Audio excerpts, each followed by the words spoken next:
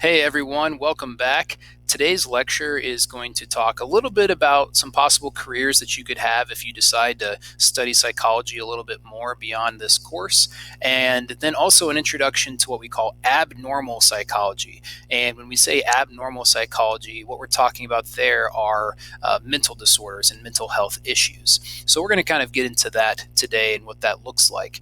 Know that in some psychology classes, abnormal psychology is a unit, and students will learn about a ton of different disorders just in one unit day after day. That's not exactly how we structured this class. Instead, what we're going to do in this class is we are going to sprinkle abnormal psychology throughout the entire year. And so we might be talking about memory and how memory works, and then we'll pause for a moment and we'll talk about some memory disorders. We'll talk about mood and emotion and how most people experience emotions. And then we'll pause for a moment and we'll talk about some mood disorders. And so that's kind of going to be how it works in this course. To begin, let's look at possible careers, though, with psychology. First of all, psychologist and psychiatrist. People interchange and mix up these terms all the time. And there's certainly some similarities between these two professions, but let's look at their differences so that you can keep them separate. First of all, their educational background is different. If someone is a psychologist, it means that they went and got their undergraduate degree somewhere, and then they went and got their PhD. So they have a doctorate, right? They're Dr. Smith, but their doctorate is a PhD in psychology. Whereas a psychiatrist, they got their undergraduate degree, and then they went to medical school, and they got a medical degree, or an MD. So they also are a doctor. Right? You've got Dr. Smith, the psychologist, and Dr. Smith, the psychiatrist, but the psychologist has a PhD, the psychiatrist has an MD. Now, the next way that they are slightly different is what they are capable of doing. As it is right now, when you're listening to this video, psychiatrists are the only ones capable of prescribing medication. So if you have someone who, for example, is suffering from some anxiety, they perhaps could be prescribed some anti-anxiety medication from a psychiatrist. Now, there is a push to allow psychologists to be able to prescribe medications in the future, but we're just not there yet. And then the third way that these two professions are different is kind of the structure with how they interact with clients. A psychiatrist will really interact with clients, once every couple of months, maybe once every 3 months, to check on the medication, see if the dosage is right, see if they need to maybe change things up a little bit. Whereas a psychologist will meet with the client more often than that, and usually for longer periods of time. Psychologists might meet with a client, every week, sometimes multiple times a week for an hour or so.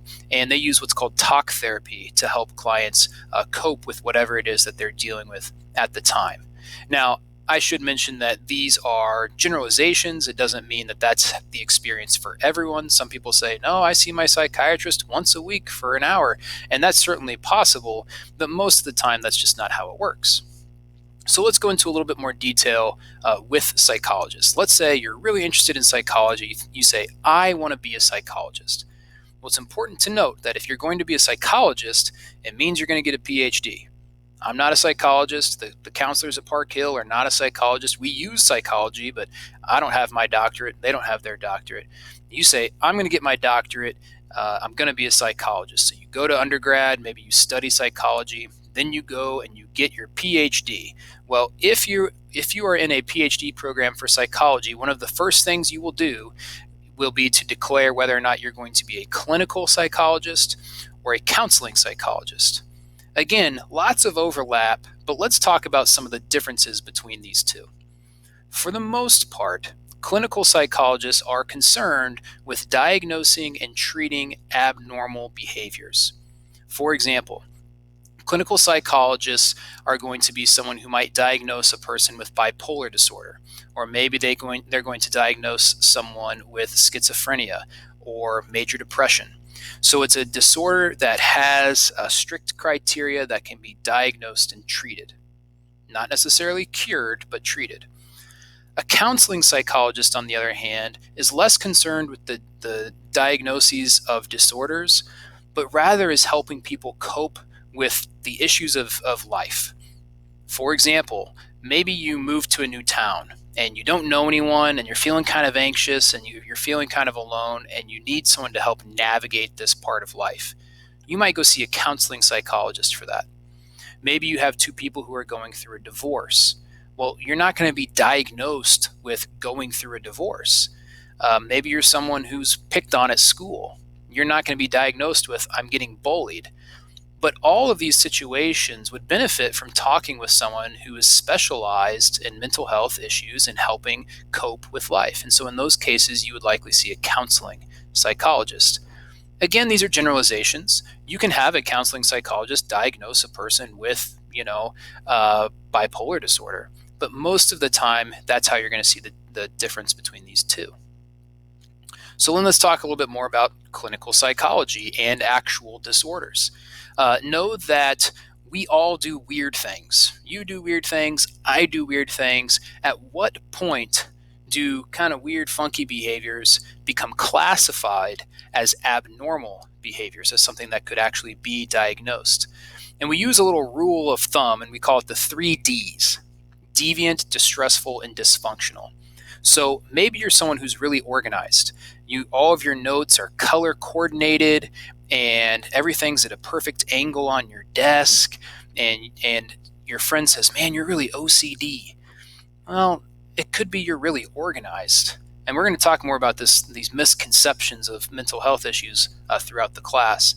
But recognize that just because you're organized, just because you're always on time, maybe just because you're a little picky and you get stressed when things aren't the way that you like them to be, doesn't necessarily mean that you have a disorder.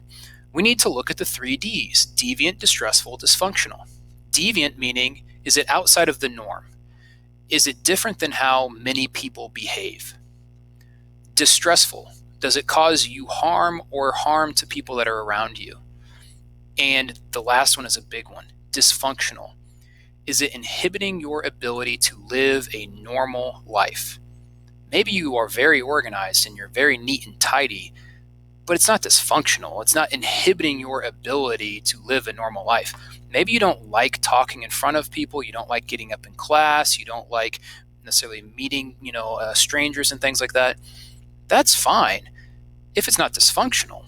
But if it's at the point where you can't even go to school, you can't go to the grocery store, now we're starting to get into behaviors that could be classified as, this is dysfunctional. It's inhibiting your ability to live a relatively normal life. So that's what we're looking for here. Your textbook, it should be noted, doesn't use the terms deviant, distressful, dysfunctional. They use unusual, distressing, and harmful, and that's okay. Think about just the big picture. When we are considering behaviors and whether or not they are abnormal, do they fit this kind of criteria that we're looking for? So, psychologists and psychiatrists use a book to try to decide whether or not a behavior can be diagnosed. And that book is what we call the DSM-5, Diagnostic and Statistical Manual of Mental Disorders, 5th edition. You won't need to know that. If you know DSM-5, you're good. But let's talk about what it is. The DSM-5 is essentially a giant book of checklists. It's a bunch of symptoms. And if a person goes to see a psychologist and they're not feeling great, they're having a hard time getting out of bed, they're having some kind of dark thoughts, they don't experience pleasure in things that they used to, they don't like talking to friends, whatever it may be. These are all symptoms of major depression. Well, you experience symptoms, I experienced symptoms. I always say, don't confuse a cough with cancer. A cough is a symptom. It might be cancer. It might be the common cold. We're going to talk about lots of symptoms this year. Don't jump from cough to cancer. We will experience, all of us will experience symptoms that can be found in the DSM. The job of a psychologist is to look to see if those symptoms match the criteria of a disorder. And so they're big checklists.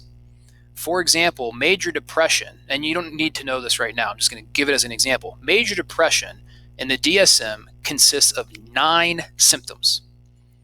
And in order to be officially diagnosed, you need to experience at least 5 of those. If you don't have those 5 symptoms, at least 5 of the 9 symptoms, you're not diagnosed. It doesn't mean that you wouldn't benefit from talking with a psychologist. Of course you would. But if you want to be officially diagnosed with the DSM, you need to meet the minimum criteria of the symptoms in the book. Know that you don't have to meet all of them.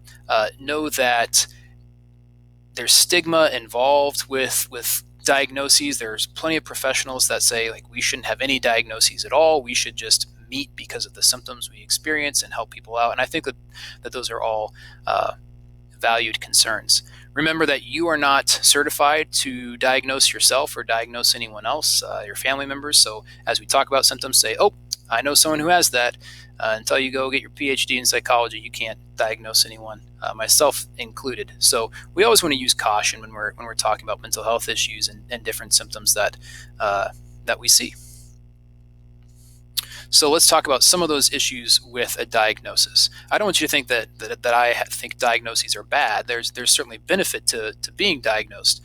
One benefit I'll kind of back up here. One benefit to being diagnosed would be common language. If you go from one psychologist to another psychologist, if you say, I've been diagnosed with bipolar disorder, that lets your new psychologist have an understanding of what some of these symptoms may be. So it provides a common language in our world. And another benefit is therapy and medication can be expensive. And in some instances, insurance will pay for this, but they will only pay for it if there's a diagnosis. So you want to see a therapist, maybe it costs $100 an hour to see a therapist. You think, I can't afford that. But your insurance says, well, if you have a clinical diagnosis using the DSM, we'll pay for, 80% of it or something like that. Now, that said, here are some issues that we come across with a diagnosis. First of all, stigma. Stigma are all of those negative connotations that come along with the diagnosis. I think that we're doing a pretty good job in the time we are in, where we're starting to really stand up to stigma and eliminate kind of the negative perspective of people suffering from mental health issues. It's progress. We're making progress. We're certainly not there yet, but we are doing better standing up to the stigma of mental health. Generally speaking, people aren't embarrassed if they break an arm and they got to go to school wearing a cast. But if someone's suffering from a mental health issue, understandably, they may be more hesitant to let others know. One is an issue with the physical body, another is an issue with the mind. And so we need to do what we can to help break down that stigma with mental health. Self-fulfilling prophecies, if you think about that phrase, right? A prophet is someone who predicts the future. Well, a self-fulfilling prophet would be someone who they think something will occur, they change their behavior, and then sure enough, it occurs. They have fulfilled their prophecy. So maybe, for example, a student comes into my class and I am told beforehand that they're going to be a really difficult student. Well, maybe I treat that student differently because I was told they're going to be really difficult. And because I'm treating them differently, sure enough, their behavior changes. So we need to be careful with diagnoses. If you learn that someone has a particular diagnosis, you may have a thought about them. You may change your behavior.